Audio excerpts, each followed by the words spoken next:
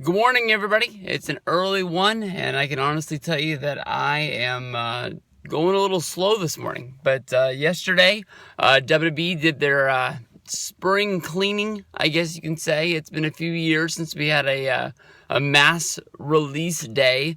I can remember for years, it seemed like after WrestleMania, WWE would release a good deal of talent. This sort of stopped a few years ago. It was said that Vince McMahon and Triple H sort of agreed that it was better publicity to sort of just keep people and not put them on the road, not put them on television, just sort of let them ride their contracts out until their contracts expired. It looked better to do that than it was to actually fire people and let people go. Now, the last time I can remember a mass release day coming was during the summer, maybe 2 years ago, maybe 3 years ago, when it was like Drew McIntyre, Kurt Hawkins, Evan Bourne. It was a day where a bunch of names like that it sort of got released. And yesterday was a day where it was like sort of, names were rolling out, here and there along the way until I believe we got to the point where 8 names were released. And when it comes down to it, honestly, I think Wade Barrett, Damian Sandow were probably the 2 names that really meant something off of there. I honestly believed in Alex Riley a few years ago when he was on NXT Season 2. I thought that he was a good wrestler. I thought that he was going to catch on. I can remember him being on the main roster and going after the United States Championship, as well as having, matches against John Cena during the build-up to WrestleMania 27. And I really thought that he was going to have a place. He was sort of that guy, though, that when I looked at him, it was sort of like what they said about FCW, where they just kept making the same wrestler over and over and over again, basically using like sort of a cookie cutter technique of just pressing guys out, with him being basically the same character as The Miz. We already had The Miz, and now we got this guy that's just hanging around The Miz.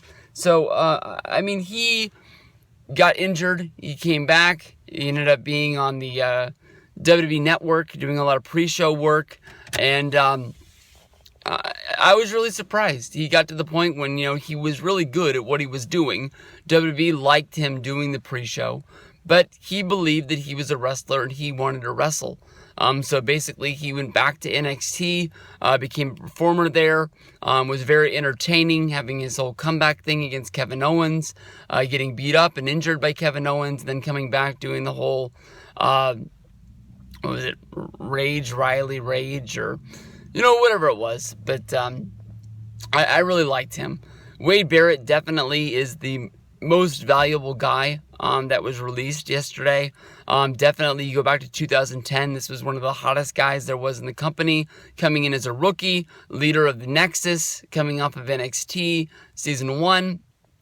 And definitely, the guy should have been, WWE champion at least twice during that run. He should have beat Orton. He should have beat Cena. They could have easily put this guy on the map.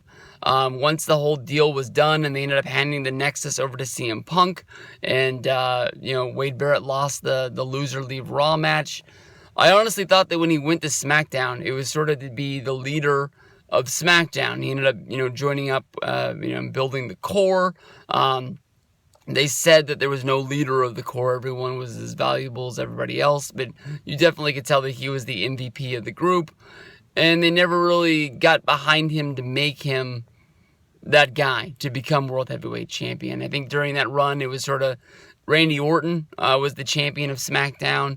And I don't even think Barrett, challenged against him. And he just became Intercontinental Champion a lot of times. And the last run as becoming king was something that, off the bat, I really thought was going to be something. And then after becoming King of the Ring, his first pay-per-view, he was on the pre-show wrestling against R-Truth.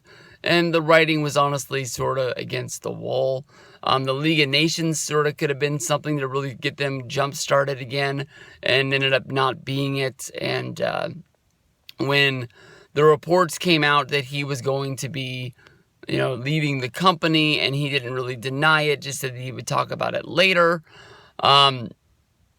you knew that he was done. Whether if he goes off and follows an MMA career, whether if he tries to go to Hollywood and become, a Hollywood movie star, we'll have to see where they go from there.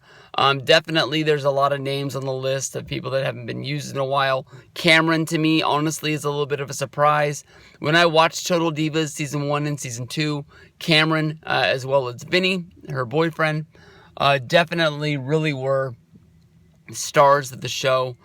Cameron was somebody that you could really tell that the show was honestly built around. Definitely the Bellas were the biggest stars on the show, but Cameron was somebody that they'd really like to feature on the show as well. And I haven't watched Total Divas in a good while, but honestly sort of surprised. But she might not even be on the show anymore, and I might not even have known that she wasn't on the show. But she definitely seems like somebody that would just sort of pop up in a random reality show. Somebody trying to think that, she's famous because she was a wrestler, and now let's watch her go shopping every day and try and get, something going with Fox or NBC or one of the 1,000 cable companies there is out there. I would definitely be very surprised if we ever see her involved in wrestling again. I don't think that she has a place with any of the wrestling companies. I don't even know if she'd want to wrestle anymore, if it's, to do independence or anything like that. But maybe there's a company out there that think they put Cameron on their show. It'll make some fans show up. I don't think it's going to move tickets at all. I'd be really surprised if she's even in the wrestling business anymore. But maybe she is a hot chick. Maybe she shows up at wrestling conventions and makes some money that way for the rest of her life. But, definitely, and you turn back the clock to St. Patrick's Day, and they didn't mention, their own leprechaun, Hornswoggle. I knew that the writing was on the wall for this guy. I thought they were just letting this guy let his contract roll out. I didn't know that this guy actually had been in WWE for 10 years. I didn't know that he was signed to developmental when he was just out of high school in 2006. I found out that from MLW yesterday. That was a really big surprise. His arch nemesis, El Torito, was released. Torito really hasn't done anything since the Matadors broke up with him for no apparent reason. And then, sitting on the sideline and waiting months and months and months before finally getting repackaged in this Puerto Rico gimmick. We'll see where we go from there. I guess it's news that Adam Rose and or Ryback was not released. Like I said in the Ryback video yesterday, this guy is sort of digging his own grave. It doesn't really make a lot of sense what he is doing, but he made it through this one release day. It is what it is. Some people say that Cameron got released because of her backing of what Ryback said. We all know that Ryback's contract is coming up. That was a big part of the Ryback story. So maybe they're just going to let his contract roll out and call it a day. I'm trying to think of who else was on the list of names that got released that I can't remember. But definitely when it comes down to it, these guys got to get released because of the fact that you have to make open spots for all the people that have been brought into NXT. If you think about yesterday, the headline was that both Bobby Roode as well as Eric Young have signed NXT deals that they're going to be heavily featured on the NXT tour overseas. We've had Samoa Joe come in the last while. We've had Nakamura come in the last while. There was rumors that there was rumors that they were going to sign somebody, and they ended up not getting him. Ricochet. Ricochet looks like he's going to be staying wrestling in New Japan, at least for the next while. If not signing with Lucha Underground, however that works out. They're not going to be actually filming TV for a good while because they've already filmed Season 2 as well as Season 3. We'll have to see what that means. But I really don't know what else to say? I can't say that I'm severely bummed. I'm bummed that Wade Barrett never won the WWE or the WWE World Heavyweight Championship. He was the guy that I always liked to root for. Riley was the guy that years ago I thought had potential. I never was the biggest Damian Sandow fan. Hornswoggle and Torito, except for the WLC, never really had anything going. I don't watch Total Divas, so I can't be really that mad that Cameron lost her spot. But I think there was 8 people, and I only think I named 5, so I can't think of who the other 3 were, so I'm not that torn up. So we'll see you guys down the road, and we'll talk to you guys later.